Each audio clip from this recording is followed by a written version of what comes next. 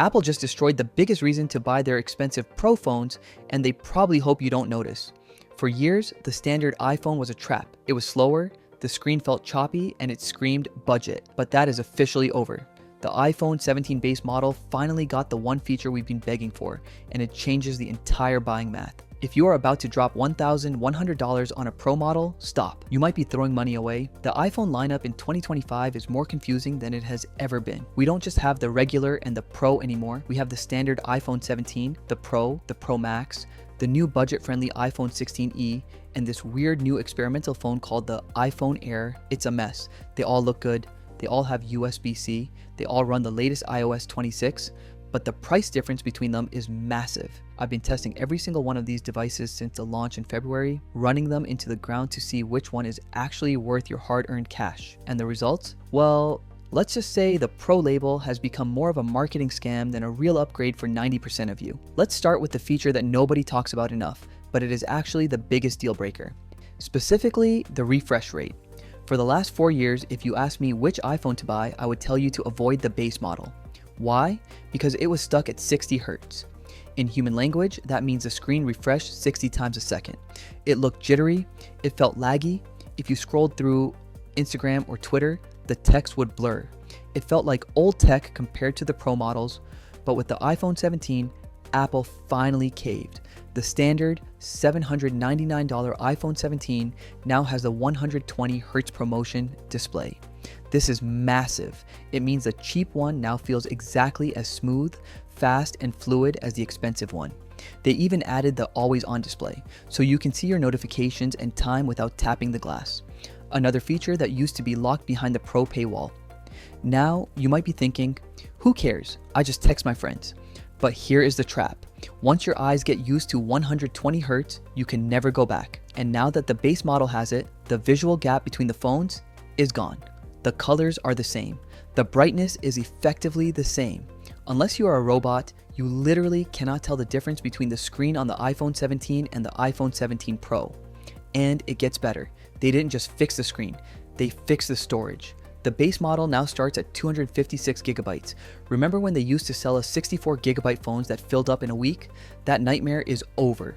256 gigabytes is the new standard, meaning you won't get that annoying storage full notification 3 months after buying the phone. So, if the screen and the storage were the only reasons you were eyeing the Pro, congratulations, you just saved $300. But of course, there is a catch. Apple had to keep something exclusive to the Pro to justify that higher price tag. And this year, they went all in on the camera zoom. They will tell you the Pro has a triple camera system and the base only has 2. That sounds like a downgrade, right? But let's look closer. The main camera, the one you use for 90% of your photos, your TikToks, your pictures of your dinner, it's basically the same 48 megapixel sensor. The vibes of the photo are identical. The real difference is the telephoto lens. The standard iPhone 17 does not have a zoom lens. If you pinch to zoom, it just crops in on the main picture. It's digital zoom. Up to 2 times, it looks great. But if you try to zoom in 5 times to see your favorite artist at a concert, or capture your kid scoring a goal from the sidelines, the image falls apart.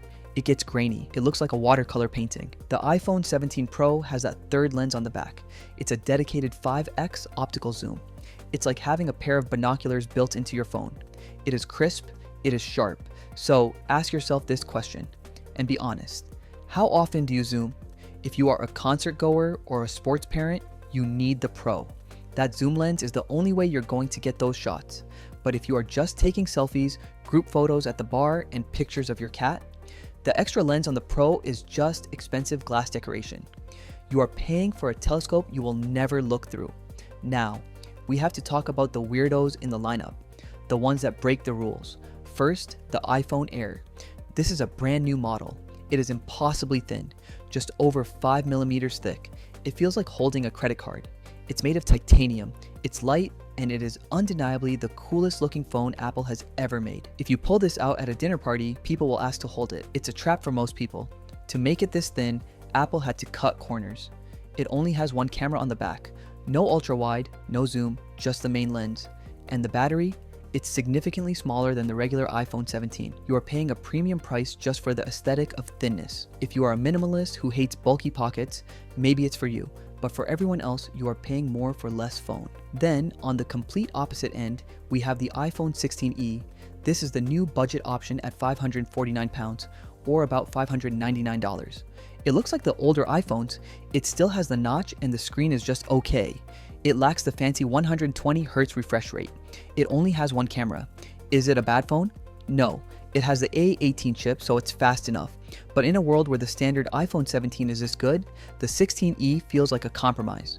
It's the phone you buy for your kid or your grandparent who just needs iMessage and Maps. If you care about tech at all, skip the 16e. The jump in quality to the 17 is worth the extra cash. Now, let's talk about the one thing that ruins your day when it runs out: battery life. If you are a heavy user, I'm talking 8 hours of screen time, gaming, GPS navigation, the standard iPhone 17 is good. It will get you through the day. But if you want a phone that is virtually unkillable, you have to look at the iPhone 17 Pro Max. The Pro Max is huge. It's a brick. You almost need two hands to use it, but because it's so big, Apple stuffed a massive battery inside. In my testing, this thing lasted 55 hours of general use. That is 2 full days for most people. I took the Pro Max on a camping trip, no charger. My friend's older iPhone died the first night. The Pro Max was still playing music and taking photos on the hike back the next day. It is a battery monster. If your biggest anxiety is seeing that battery icon turn red, the Pro Max is the only choice. Just be prepared to carry around a device that feels like a heavy paperweight in your pocket. So let's wrap this up. The landscape has shifted. The sweet spot theory used to be buy the Pro. That is dead. The new standard iPhone 17 is too good. Here is your final cheat sheet for 2026. Category 1, the smart buyer. 95% of you buy the standard iPhone 17. It finally has the 120Hz screen. It has the A19 chip. It starts with 256 gigabytes of storage. It feels premium. You are getting the Pro experience for hundreds of dollars less. Use that saved money to go on a trip where you can actually take photos with it. Category 2, the aesthetic user. Buy the iPhone Air. You don't care about battery life or zoom lenses. You want a phone that disappears in your pocket and looks futuristic. It's a fashion statement that makes phone calls. Just bring a charger with you. Category 3, the power user and photographer. Buy the Pro Max. Skip the regular Pro. If you're going to spend big money, go all the way. Get the Max for the 55-hour battery life, the massive screen, and the 5x optical zoom. This is for the people who work from their phones or refuse to carry a portable battery pack. And whatever you do, please don't buy the 16e unless you are on a strict budget. It's already outdated the moment you open the box. The iPhone isn't a status symbol anymore, it's a tool. Pick the one that fits your life, not the one with the best marketing. If this guide saved you from spending $1,100 on a phone you didn't need, do me a favor and click that subscribe button.